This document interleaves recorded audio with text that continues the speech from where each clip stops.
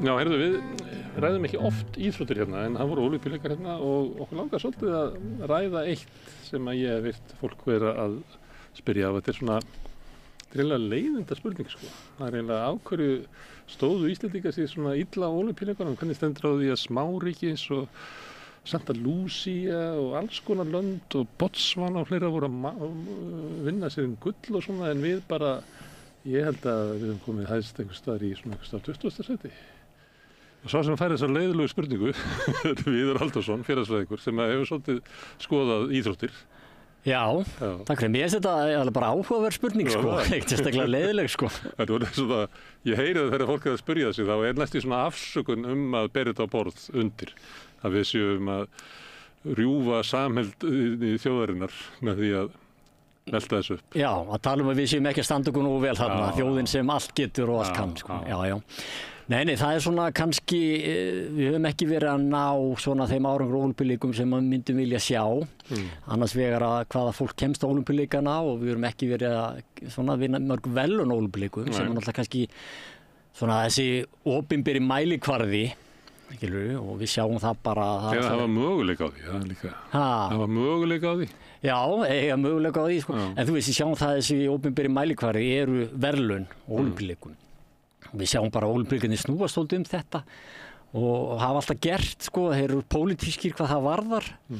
Og við sjáum bara Bandaríkin og Sovétríkin, kalda stríðsins, sko, það var bara keppni gullverðlaun á ólympíuleikum og núna Bandaríkin og Kína og þetta er svona merki yfirburði og hugmyndafræði og löndin séu góð og farsæl og allt þetta, sko, það er rosaleg keppni og þessi lönd leggja rosalega mikið í þetta. Ég meina í Kína til dæmis þá er farið út bara allt land og reynið að finna ykkur unga börn og mæla beinlengd í höndum og foreldra og ykkur svona lífeðlisfræðilega mælingar og ok, þessi hentar vel í borðtennis, þessi hentar vel í dýfingar og þessi hentar vel í þetta og svo eru þessi krakkateknir í ykkur svona maskinur sem eiga að búa til afreksmenn framtíðarinnar og ólympíumeistara framtíðarinnar. Það er líklega oft lengi verið svona eins og til dæmis að ef þú ert svolítið ávaxinn að þá ertu nappaður í körfubolta. Já, og það er bara þetta, en þannig að gera þetta svolítið markvisst frá því að eru börn og vegna þess að það er talið svo miklu máli að skipta að vinna velun og ólympíuleikum. Og ekki nóg með það, heldur hafa þessi lönd stundum eins og Kína er kannski frábært dæmi, svona leggja áherslu á íþróttir sem að veita mörg velun. Eins og dýfingar. Þessu sami afreksmaður getur unnið kannski 4-5 velun. Já, og bara margir flokkar. Þannig að Kínverjar leggja enga áherslu á handbolta sem gefur mestalagi 2 velun, en dýfingar gefur ykkur 10 velun, sko. Og það, þú veist, þá ætlum við að setja svona bjargirna þar, sko. Og á þessum mælikvarða medaljur sem er þessi, þá erum við ekki að skora hátt, sko. Það var Vilhjálmur Einarsson og Bjarni Friðriksson og handboltalandslið og eitthvað í gegnum tíðina, sko. En í samanburði kannski þessum vinsældum þá erum við kannski ekki að ná velun og það er kannski þetta sem að fólk er að tala að við erum ekki, svo eru ykkur smáþjóðir örríki miklu minn en við sem eru að vinna til veluna og það vekur veðlega spurningar. Í aðalkeppnunum, sko. Já, í aðalkeppnunum. Þú veist, ég segi ekki 100 metra hlaupi, en jú, það var 200 metra hlaupi og það var bara að vinna í svona aðalgreinum ólympíuleikana. Já. Og það hefur kannski verið, Ísland, sko, við höfum kannski oft svona verið að ná árangri þegar íþróttir eru mjög svona ungar og svona það er ekki mjög establiseraðar. Stangast á kvenna. Já, og byrjum bara við völdum, sko, Magnús Scheving sem íþróttamann ársins 1980 eitthvað, Evrópumeistari í þolfimi. Þú veist, og þolfimi var bara eitthvað nýtt fyrirbæri, sko. Og handboltinn kemur inn og við komum mjög snemmin í handboltan og förum fyrst á HM 1958. Handboltinn mjög ung grein og svo er bara komin einhver tradisjón. Þannig að kvennafótbolti, dæmum það og crossfit og alls konar svona. Þegar við náum inn í byrjun, þá náum við ákveðnu svona forskoti og ákveðnu svona stemningu. Þangað til að stórþjóðurnar koma og fá á þessu og valta yfir okkur. Þá eigum við kannski minni möguleika, sko. Þá eru allir hinni með miklu fleiri iðkendur og bjargir og peninga og allt þetta og þá kannski svona, en við höfum náðu þessu í handboltanum það bara svo rosalega mikil hefð og ég held að það sé hvergi betra fyrir ungan handboltamenn að alast upp á Íslandi sko. Bæði út af kerfinu okkar, út af know-howinu, expertíðinu, út af fyrirmyndunum, út af trúnni, var alls konar hlutir sem við höfum náð að establish fyrir handbolta. Já, þú líka vilt eiga feril í greininni því að þú klárar þinn handboltaferil sem leikmaður og svo tekur við þjálfaraferil.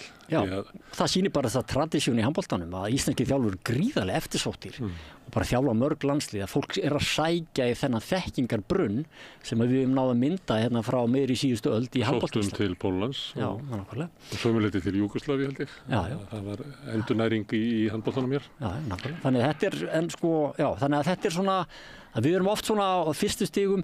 Kínverjar líka gerðu það einhvern tímann að þau lögðu áherslu á greinar sem voru ekki mjög þróaðar. Við höfum bara gert þetta óvart sko, en þeir gerðu þetta markvisst. En þeir lögðu áherslu oft á kvennaíþróttir sem að voru þá minna fjármagnar annar staðar og þá hafðu við meira forskot og gátu frekar unni verðlaun. Þannig að sumar þjóðir eru að vinna markvisst að því að fá verðlaun á Ólympíuleikum en við höfum aldrei verið þannig fengjandi að það sé eitthvað sem við eigum að gera að vinna markvisst að í íþróttaskipulagi á Íslandi sko. Ef við höfum eitthvað sem er nógu góður og sendum við Ólympíuleikann og vonumst til að hún gangi vel. Þetta er bara allt annað módel og allt annað hugsun. Bara gullökk og klapp á bakið en ekki svona einhverja maskin á bakið. Já, nákvæmlega. Það er nú svolítið verið að tala um það, vaxandi svona undanfari misseri að búið að ráða mann í það að halda utan svona afreks íþróttaþjálfun. Þannig það er komin þessi tónn svona sem er víða og þetta er ekki bara stórþjóðirnar eins og Kína og þetta er til dæmis í Ungverjalandi að þar er Orbán leggur gríðarlega áherslu á íþróttir og hefur aukið framlög til íþrótta og menningar eins og heitir og fært eiginlega alla peningi frá menningu yfir íþróttir. Þannig hann hefur það er ótrúlega áhersla sem er lögð á uppbyggingu íþróttamannvirkja og stuðning við íþróttafólk í Ungverjalandi. Já, og við höfum kannski ekki verið með þetta. Við höfum lagt mestar peningar sem komin í íþróttastarf í Íslandi koma frá sveitafélögum frekar ríkinu og þau koma í grunnstarfið. Við erum að borga þjálfurum niður í 4 ára, allir með þjálfara, menntaða þjálfara og þjálfarlaunum, mannvirki í hverju sveitafélagi, að vera gefa afslátt á æfingagjöld, endurgreiða æfingagjöld, sveitafélögin komin í það, og allt þetta. Sem er sömuleyti náttúrulega bara tilfærsla á peningum. Þetta er kannski framlög sem áður voru frá sveitafélögunum inn í félögin, en núna er bara breytt þannig að foreldrarnir fá þetta sendt heim og senda krakkana með ávísun.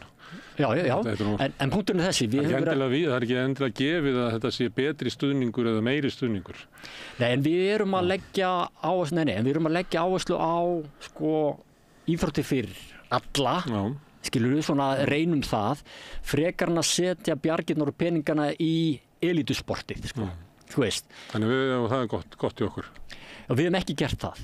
En er það gott í okkur að leggja áherslu á þetta? Og fólk hefur nefnt þetta sem hefur verið bara með börnin sín í Noregi, að þar eru foreldrarnir að æfa og ég tala nú ekki með í Bandaríkjónum, þar sem eru bara foreldrarnir eða einhver sem þykist kunna fótbolta er orðið þjálfari. Þannig að hér er þetta svona meira atvinnumennska. Já, við erum með meiri strúktúr á þessu í yngri flokkum fyrir börn og ungmenni sem fá bara betri þjálfun og meira við gríðarlega há þátttaka og rannsóknir sýna þetta skilar margs konar jákvæðum elementum í tengslum við bara þróun þeirra sem einstaklinga og eignast fleiri vini og allt þetta, skilurðu. Þannig að við erum, og þetta er miklu æskilegri leið en hinn. Skilur, því þetta var þetta svona samfélagslegt. Það var að skapa samfélag og allt þetta. Meðan að kannski margir aðrir leggja áherslu á bara fáa einstaklinga, skilur, sem eru taldir hafa hæfileika, þeir eru ungir, hvernig svo sem við skilgrunum það, og bjargirnar settar í mjög fáa og svona meira elítu starf. En við höfum ekkert verið þannig þenkjandi sem þjóð að það sé leiðin fyrir okkur. Við höfum að pikka ykkur að fáa út á barn- og unglingsaldri og bera þá upp stigan. Við erum í íþróttakerfi fyrir alla sem Það er samt einhver svona vísir að þessu, svona fótbolta akademía og maður heyrir einhverju krökkum sem eru valdir einhvern veginn til þess að vera í einhverju svona smá elítu. Já, og þetta er nefnilega svolítið challenge núna. En við höfum náð ágætið sáttum í gegnum tíðina. En núna finnum maður að þessar afreksáherslur eru að koma meir og meir inn. Skilurðu, að það eigi að leggja meiri áherslu á þá sem eru efnilegir, skilurðu, til að ná þessu ólympíugulli eða hvað þetta er sem við erum að reyna að gera, En það svona, þú veist, og þú veist, og það þarf að ná einhverju jafnvægi milli þess að þetta sé íþróttir fyrir alla, vegna það að dýrmætast sem við höfum í íþróttakerfinu í Íslandi og hvernig getum við náð árangri. Og þess vegna má alveg setja svona spurningamerki við það að núna er verið að tala um þetta skipulag, þetta nýja afreksskipulag að stefna á ólympíugull og allt þetta. Þú veist, það þarf klárlega að gera betur við okkar efnilegast íþróttafólk þegar það er komið þangað, skilur, þegar það er orðið 16, 17, 18, 19 ára og hvað þetta er, sko. Það gengur ekki að við séum að, þú veist, íþróttafólk sér að borga í landsliðsferðir bara mörg 100.000 til að keppa fyrir Ísland í 18 ára landsliðinu. Selja klóspeppir. Já, og líka hérna, þú veist, bara fimleikakona, ég man ekki hvort að við 4 með 8 árum fóru á Ólympíuleikum, hún var að vinna ykkur 4 störf, sko, svo var hún að fara að keppa í fimleikum og Ólympíuleikum við ykkur allt þar, sko. Þarna er kannski, sko, ekki endilega, þú veist, við þurfum að bæta þetta. En ég er ekki sammála því að sko það, þú veist, að Ólympíugullið, þú veist, þetta snúist allt um það, sko. Þú veist, hvers virði er það? Við getum ekki farið að leggja allar bjargir í það og fórna þá ykkur á móti. Hver er fórnarkostnaðurinn, sko? Skilur við? Hversu mikilvægt er Ólympíugull fyrir þjóðina eða hversu mikilvægt er þetta íþróttastarf fyrir alla? Við getum hlúð betur að því. Sko, þú veist. Þannig ég er svona... Það breytir svolítið að því ég nefndi svona Ungverjaland. Það er svona það sem er verið að reyna að nota svona þjóðerniskennd til þess að halda hópnum saman. Já. Og stundum finnst manni það með svona eins og Bandaríkin hafi ekkert nema einhverja svona íþróttir og fánan eða eitthvað og helst að, já, er það hennan söng sem er á undan. Stundum er það hérna á Íslandi svona janúar, handboltalandslið á ykkur, að þá er sko þjóðir saminuðust og hérna fólk grætur yfir hérna sigri íslenska landsliðsins á Evrópumótinu í fótbolta hvað 2016 og þá svona saminast og þannig að stundum verður að til að þetta sé svona gill eða svona einhver upplifun sem að bara almenningur vill að þetta er tíminn þessum að við náum að vera saman og alveg sama þótt þetta sé kannski svona inniðaslu sport og svona þá langar okkur bara, okkur langar til þess að upplifa við sem saman af því að við gerum það svo sjaldan. Gríðarlega mikilvægt og ég gerði bara rannsókn á þessu, ég gerði spurningalistakönnun þegar Ísland var að keppa á HM í fótbolta karlalandsliði 2018 og bara miklu meira þjóðarstolt, fólki leið betur og fólk sagði aðrir hefur verið vingjarnlegri. Samfélagið var bara betra stund vegna þess að voru bara, fólk sýndi sína bestu hliðar því við vorum saman í liði. Og þetta er svona svo Emil Durkheim og fleiri félagsfræðingar tala um, sko, þegar að standa svona ytri ógnir og þjappast hópurinn saman. Svía grílan í handbolta, sko, þá þjappast þjóðin saman og þetta er kannski mikilvæg element. En þetta er svolítið, ég veit að segja ekki heimskulegt, en þetta er svolítið innihaldslaust, sko, að hérna það verður nú kannski skemmtilega að tilheyra hópi sem að saminast eitthvað sem að hefur, sko, einhverja dýpri merkingu fyrir samfélagið eða einstaklingin því að íþróttaleikir eru bara flautar af og svo bara heldur lífið áfram. Já, en þetta er samt, sko, hvað gerir þjóð að þjóð, sko? Já, við heldum árshátíðir og við skemmtum okkur og við syngjum saman við varðeldinn og þetta er bara nauðsynlegur hluti af... Já, þetta félags og við getum gert það með alls konar hluti, bara styrst félagslega og komið saman, við getum, sko, nýtt árshátíðir, við getum sest yfir áramótaskaupinu, við getum verið ósamlega Eurovision, skilurðu? Við hætta saminast um það. Við erum hægt að saminast Eurovision og bara deila og kannski þjóðin bara í sárum eftir það. Já, en við eigum allavega samtal, skilur og það er kannski það sem er farið að skorta. Við eigum eitthvað sameiginlegt samtal og við eigum það í gegnum þessa íþróttaviðburði einhverju leyti, sko. Og þannig að það getur verið mikilvægt fyrir þjóð að finna henni þjóð með að hafa einhverja sameiginlega viðburði af og til og ná árangri sem ýtir undir stolt hennar og allt þetta. Og mikilvægt að gera vel fyrir okkar best íþróttafólk en það má spyrja sig, sko, þú veist, hvað má það kosta, sko, og hver er fórnarkostnaðurinn?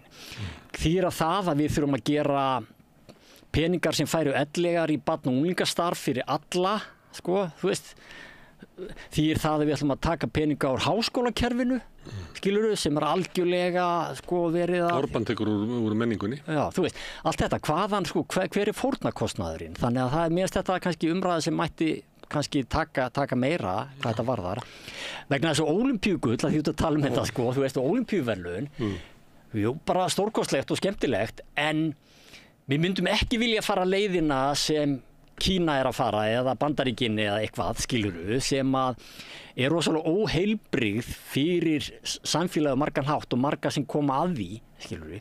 Við verðum að halda í grunngildin okkar í íþróttunum sem eru íþróttir fyrir alla, þetta á að vera uppbyggilegt og á að vera þetta og þetta, sko, en getum við byggt on á það.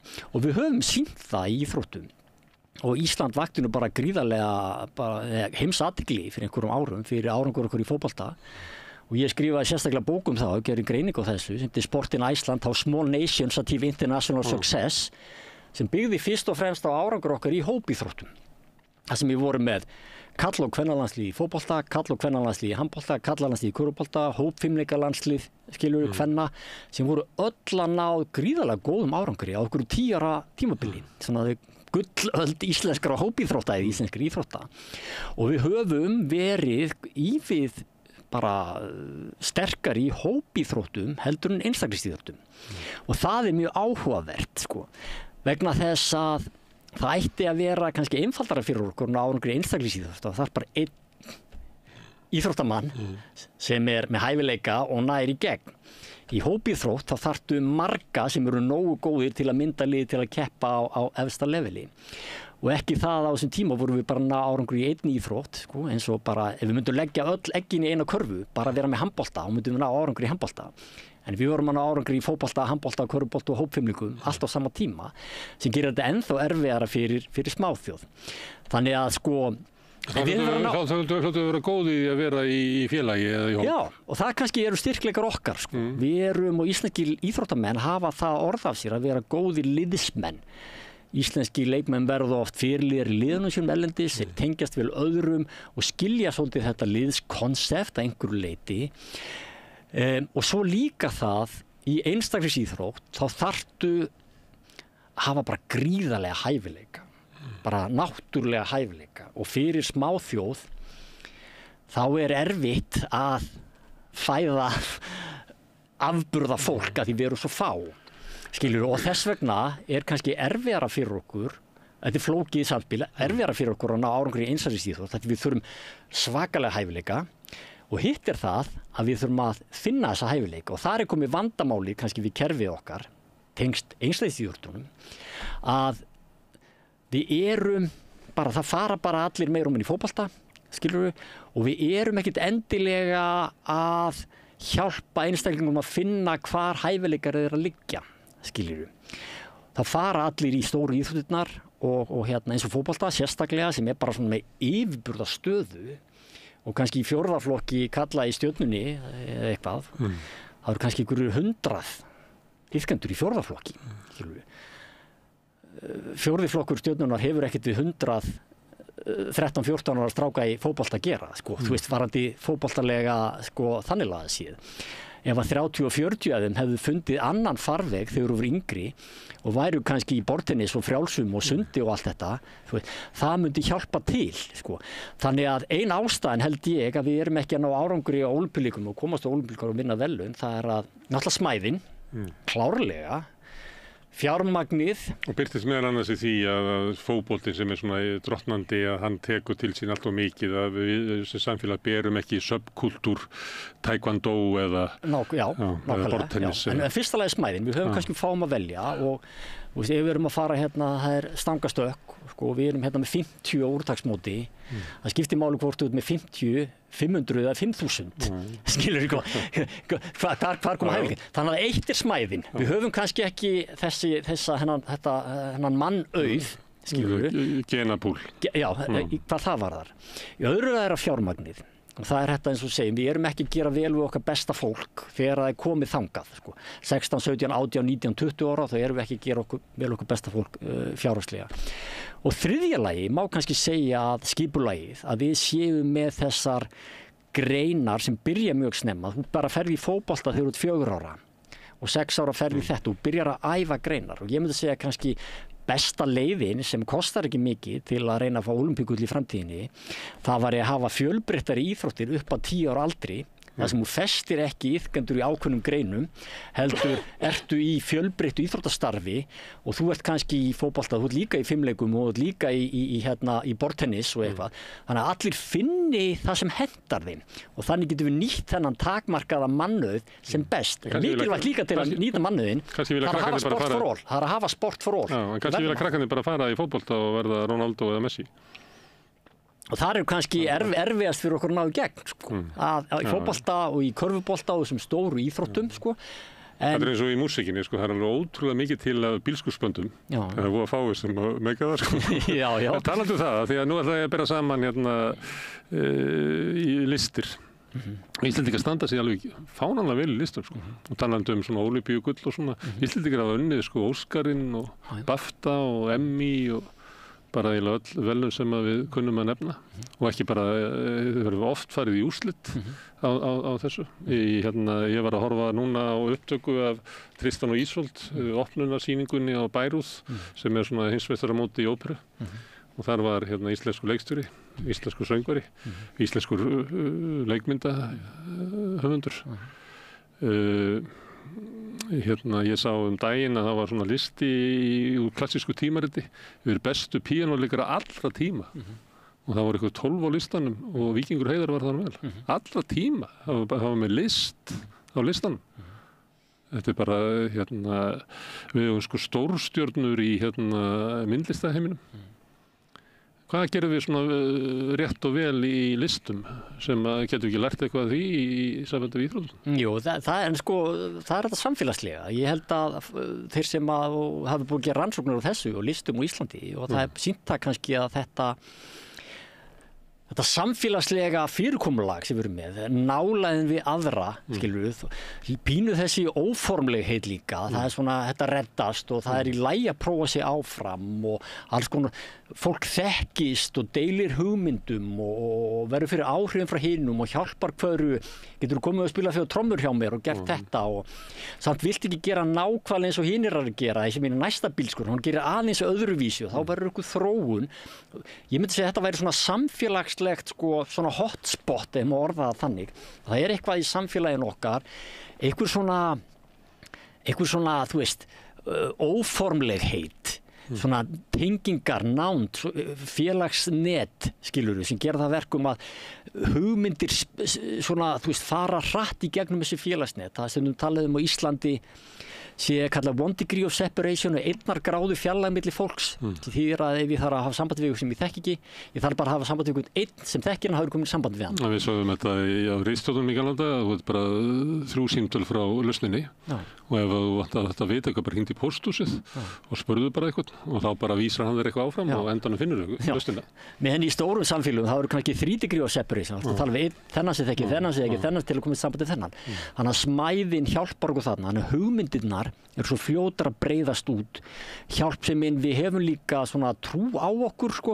Við höfum ákveðna sérstöðu og byggjum svolítið á því, náttúran og allt þetta og við erum svolítið skrítin í músíkinni, Björk og Sigurrós og allt þetta. En göngust ekki svolítið upp í því þegar útlendingarnir spyrja, þá leifum við þeim að sjá okkur eins og þeir vilja sjá okkur? Já, og við... Stundum að veit maður ekki alveg hvað er svona hvort að fólk sé að sko tala inn í goðsögnin eða hvort að það virkilega trúir því að það sæki orkuna í... Já, ég held sér bæði, ég hef lesið það ís og elda. Við nýtum okkur þetta til að koma okkur áfram, skilur við. Þannig að það er svona bara fjölbreytt svona félags- og menningarlegt sko samhengi sem að skýri það miklum hluta. Við erum ekki með þannig að við erum með eitthvað kerfi það sem við tökum bara efnilega listamenn bara eitthvað sem heldum getið efnilegir 6-7 ára og þeir eru bara algjörlega í einhverjum farvegi og setjum allt undir þá, skilur við, sko.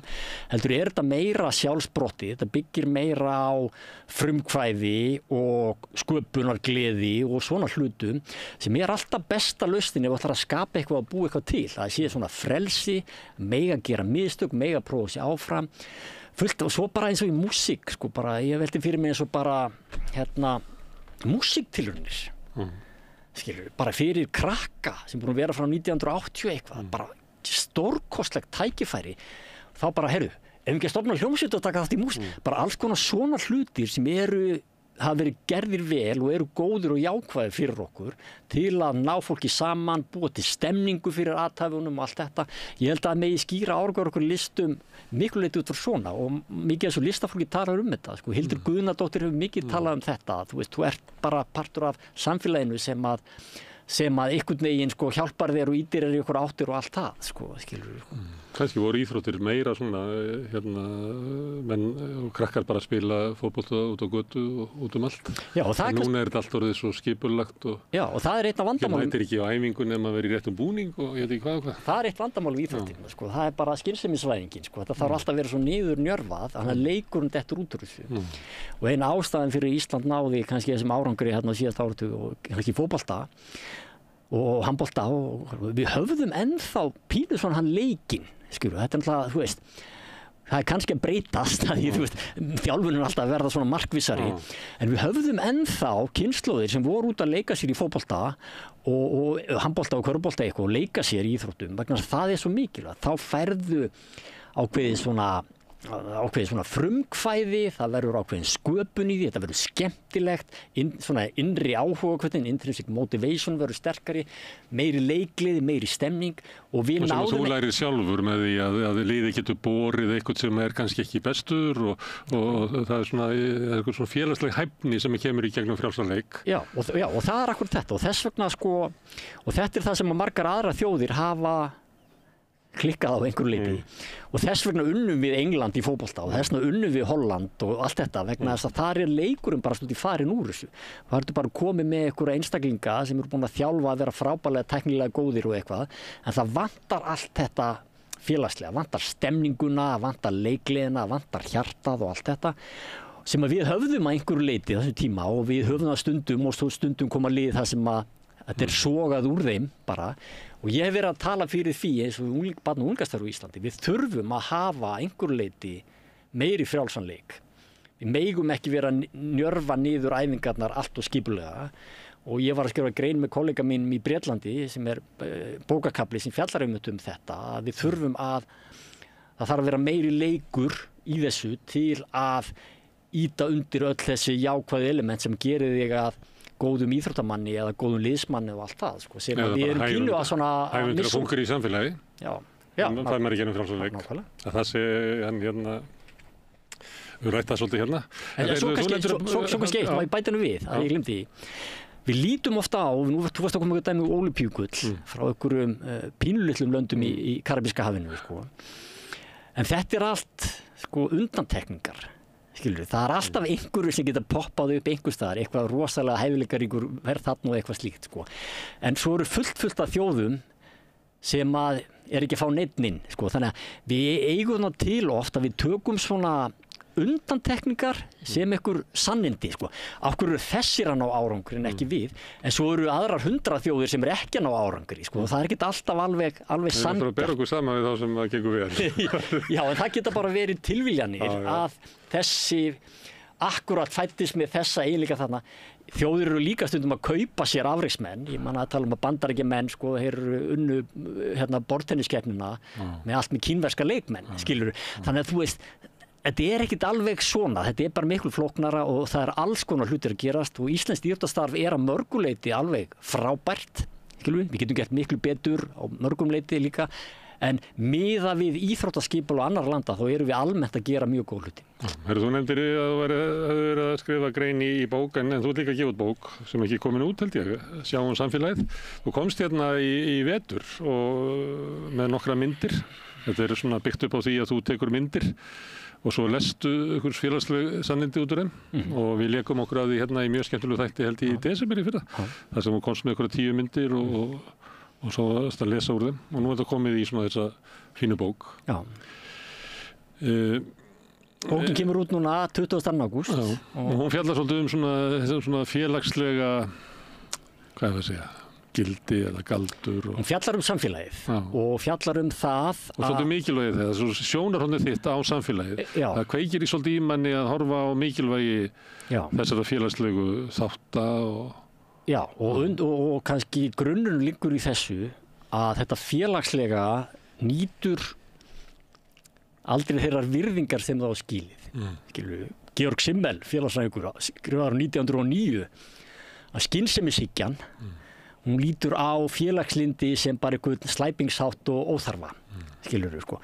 Og við erum núna í samfélagi sem algjörlega yfirkeyrt af þessari skynsemi svæðingu, rationalisma. Það verið að setja allt í ferla og skipulag, það snýst allt skilvirkni og hagræði og það verið að taka mennskuna úr samfélaginu. Og mennskan félagsleg. Já, mennskan félagsleg, að hitta aðra og það eitthvað lífsnauðsynlegt að vera í félagslegum samskiptum við annað fólk. En ég skil svo sem alveg að sko, fólk sjá ekki þetta mikilvægsta félagslega vegna þess að þetta ósýnilegt afl. Skilurðu, það er svo erfitt að festa fingur á því, skilurðu, og segja það þetta og koma við það og allt það. En ég í þessari bók, hún heitir Sjá samfélagi, að hjálpa fólki, lesendum, að sjá þetta félagslega afl. Hvernig það virkar, hvernig það virkar til góðs, hvernig það virkar til ills. Við áttum okkur á þetta félagsaflið til staðar.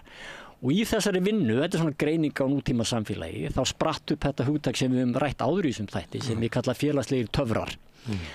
Það sem gerist þegar fólk kemur saman, þá verður eitthvað nýtt til. Það verður einhverjar tilfinningar, upplýsingar, hugmyndir, nýsköpun og svo framvegis og framvegis. Og þessar tilfinningar og þessar hugmyndir, þessi félagslegu töfrar, verður miklu sterkari, innihaldsríkar og merkilegri þegar fólk hittist heldur en við gerum þetta í gegnum skjái. Þannig að það verður svolítið gagnrýni í bókinni á þetta skjá samfélag sem við erum að koma yfir okkur. Stíga inn í, bara djúpt inn í. Já, og í tengslum svona hlíðarverkefni í bókina, þá ég að opna sem sé félagsfræðilega ljósmyndasýningu sem að ber heiti Fyrring skjásamfélagsins. Það sem ég tek þann hlut sérstaklega út, hún verður í háskólanum og hluti af menningarnótt til dæmis, hvernig þessi tæknilega skynsemisvæðing hefur fyrst samfélagið ítt undir einstaklingshyggju og þú varst með frábæran þáttinn einmannaleika. Já, hún kom hingað, hún Aðalbjörg Stefánía Helgadóttir sem hjúkrunarfræðingur og fræðakona. Já, og ég bara algjörlega sammála öllu sem þar kom fram og þar kom fram þetta að einstaklingshyggjan er að vaksa sem ítur undir einmannaleika og skjá samfélag það ítur undir einstaklingshyggju. Þannig að við erum öll að gera eitthvað í eigin bara með okkar snjalltæki og ég að svona halda því fram á þessari sýningu og í bókinni að samfélagið sé bara svolítið að molna niður, skilur. Það að leysast upp böndin sem byggðuð, þessi félagslegu töfrar sem binda samfélag og gera samfélagi, þau eru að slakna, einstaklingshyggjan að taka yfir. Og alveg úr smáum atriðum eins og bara hvernig við kaupum brauðið okkar yfir í fjölskylduna sem áður var fjölmennari. Þetta úr bara í öllum þáttum, allir þættir félagslegra tengsla að rakna upp. Nákvæmlega. Og ég hef bara miklar ágjör að þessu og bara fyrir bara í samfélag, sko.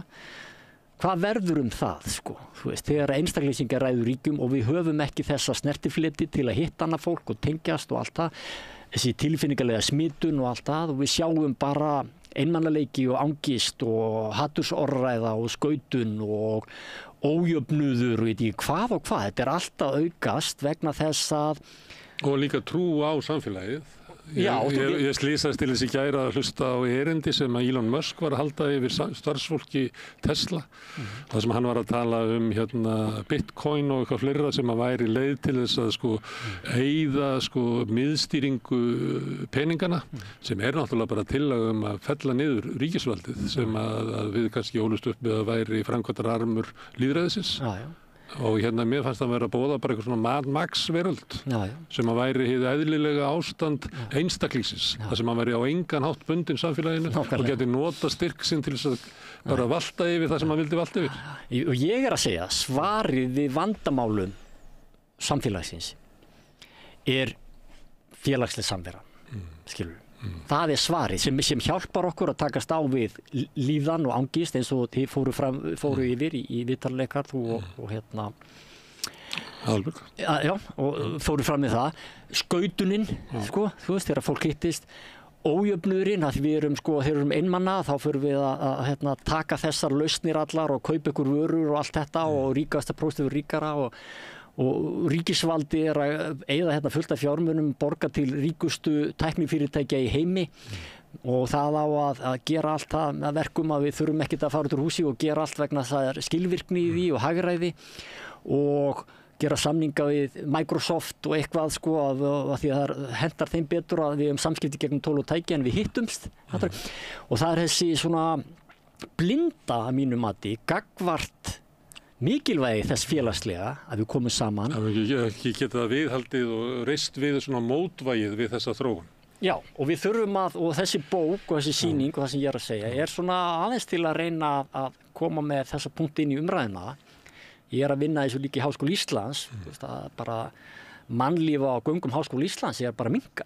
Vegna þess að það alltaf gerist í gegnum tól og tæki og fólk bara geta lært bara í herberginu heima hjá sér. Háskólatorgið virkar ekki vegna þess að horfa allir bara ofan í skjáinn sinn. Líka það, sko, hann ég svolítið að berjast. Það vera það sem að væri að koma með ólíkar hugmyndir, ólíkar reynslu og hitta saman og móta saman eitthvað nýtt út úr einhverju.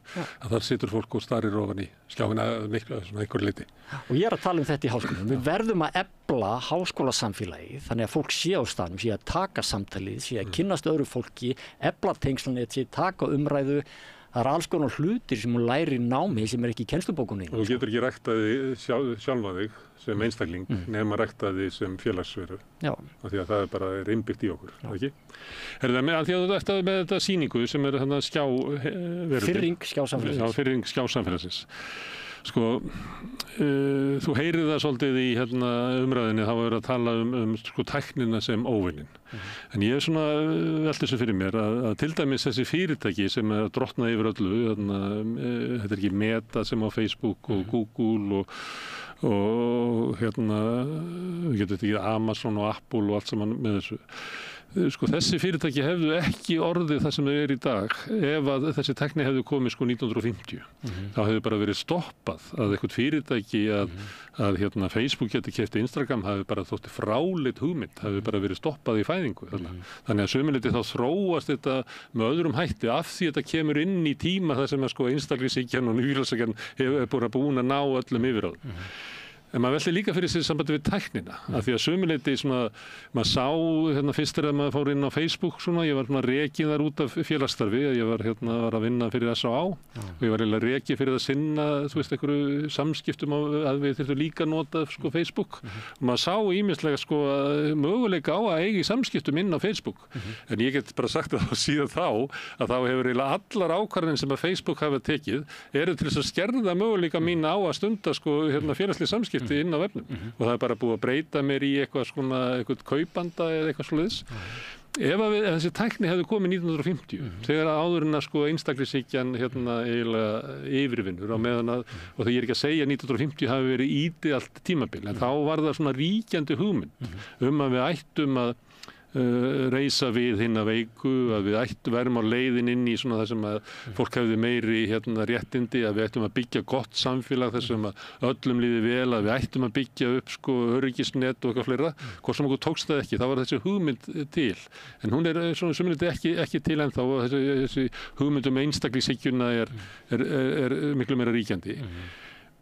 Er þetta ástandi sem núna, er það vegna þess að þessi tækni kom inn í samfélagi einstaklingshyggjunar eða kom tæknin með einstaklingshyggjuna?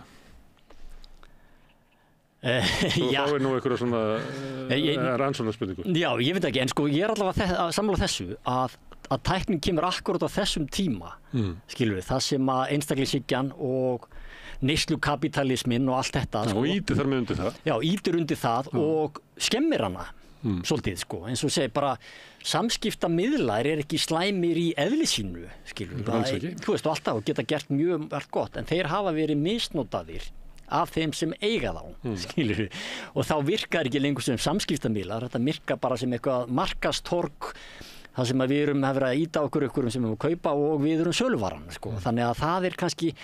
Og eins og bara með alla svona, þú veist, það bara, þú veist, alla svona þróun og alla svona byltingar, sko, eða svona tækniþróun og þetta oft misnotað, sko. Þannig að það ekkert endilega gott að eiga samskipti á samfélagsmiðlum, sko. Þú veist, það bara, þú veist, þeir virka ekkert lengur þannig, sko. Bæði vegna þess að þetta orðin markastorg og líka að þeir hafa kannski, það svona hliðar skrifa af þessu, að í staðinn fyrir að hittast, þá fórum við að nota samskiptamiðlana. En samskiptamiðlarnir kom ekki í staðinn fyrir að hittast. Þeir eru takmarkari samskipti vegna þess að það ekkert augnsamband, það engin nánd, það engin snerting, við lesum síður í líkamstjáningu og svipbrigði og finnum ekki lykt og allt þetta sko, sem eru meiri hluti samskipta. Það sem við segjum kannski er bara lítill hluti samskiptana og ef að við missum þetta og missum við þessa tilfinningalegu smitun mann á milli, þannig að samskiptamiðlar eru frábærir því leyti að vera tengjast fólki annar staðar og gera hald utan hópa og allt það, en við verðum samt að hittast til að rækta samskiptin okkar, tilfinningarsmitun og veljan okkar og allt þetta og eiga rökræður. Ég til dæmis, ég nenni ekki að rökræða við einhvern á Facebook-þræði, sko. Mér finnst það algjörlega pointless vegna þess að það bara miðlinn býður ekki upp á það. Sko, hlutirnir ekki svartir og hvítir, þeir eru alls konar blæbrigði í þeim og þú þarft alltaf að setja svo margt undir það sem þú segir, vegna þess að hinn kemur þá bara með einhvern einn punkt sem svona það ekki hægt. Það eru ótrúlega snillingar sem að ná að nota ritmálið til þess að tjá sko raunverulegar tilfinningar og raunverulegar hugmyndir. Það eru bara stórkostlega snillingar. Já. Og það ekki þannig að við séum öll þannig á Facebook sko. Nei, við getum aktað inn í ritmálinu. Já, og ég löngu hættur að taka þátt í einhverjum umræðum á samfélagsmiðlum vegna þess að þau bara virka ekki sko. Þú veist, hlutirnir eru miklu flóknari og þú þarft að eiga samtalið og svo líka það varandi skautun að þegar að fólk hittist þá eru miklu líklegara til að reyna að ná jafnvægi samskiptunum, skilur það er miklu líklegara til að setja sig í spor annara og fara að tala saman heldur en að tala gegn hvort öðrum sko. Og það líka það sem að samfélagsmiðlarnir gera, þeir þá eru alltaf að tala gegn hvort öðru af því það ekki þessi tilfinningalega smitun, en þegar við hittumst þá eru miklu líklegir til að finna lausnir, ná saman og skilja sátt heldur en á samfélagsmiðlum. Þannig að það er fullt af hlutum í þessu sem áhuga. Við notum þetta hérna í okkar félagskap hérna í þessu húsi, við erum ýmisleg félag hérna, að þá er það alltaf þegar þarf að sko að móta einhverja afstöðu eða búa til eitthvað nýtt eða koma að einhverju máli á einhverju svona núlpunkti, þá er það alltaf gert í holdinu. En hins vegar má nota sko hérna þræði á samfélagsmiðlum til þess að bara reka áfram hérna ákvarðanir sem hafa verið teknar, af því að það ber ekki svona ígrundaða hérna samtal sem að þarf að vera til þess að við getum komið staði hvort að við ætlum í sameiningu að höra að berjast saman að einhverju tilteknu hérna markmiði, að það verðum við að gera með því að hittast í holdinu, við höfum lært þetta hér. Nákvæmlega. Og það sem ég er að segja bara að það er jafnvægi. Skilur við, það er rosalega tækifæri í tækninni, sko. Ég er ekkert á móti tækninni, það er rosalega tækifæri, það þarf jafnvægi, við megum ekki láta hana keyra yfir allt, við tæknin þarf að vera okkar forsendum. Það síst í þeim höndum sem hún í dag, sko. Já, nákvæmlega. Það þjónar ekki, hérna, það er ekki sameiginlegir hagsmunir samfélagsins og Zuckerberg. Nei. Það er ekki sameiginlegir. Og líka það að hérna, bara þeir sem að stjórna þessum samfélagsmiðlum, þeir eru með sko 1000 sérfræðinga hinum megin við skjáinn sem að vinna við það að gera okkur húgt, sko. Skilur við, sko, þannig að þetta er ekki jafn leikur, skilur við, sko, þannig að þetta er ekkert heilbrigt ástand og þetta hefur áhrif á samfélagið sem að í heild sinni, sko, þannig að ég er svona í bókinu og sýningunni að vekja fólk til umhugsunar svolítið þessa hluti og draga fram merki þess gegnum ljósmyndir og gegnum kenningar og rannsóknir, það sem að ég er að fjalla þessa hluti, að við þurfum að sjá samfélagið, við þurfum að passa upp á það, við þurfum að stuðla að heilbrigði þess og það gerum við með því að vera meðvituð samfélagi kringum okkur og reyna að bæta það, sko. Gaman að fá þig hingað eins og kannski sést á því sem ég býður upp á. Ég vil tala við alls konar hluti, við erum svo gaman að tala við þig. Takk hérlega fyrir. Takk fyrir. En við setjum hérna áfram við rauðaborðið og reynum að skilja heiminn sem við lifum í, samfélagið og okkur sjálf. Næsti kafli er eftir augnablik. Allt það besta er ókeypis. Knúsaðu vini þína. Samstöðin þar sem manneskjurnar koma saman.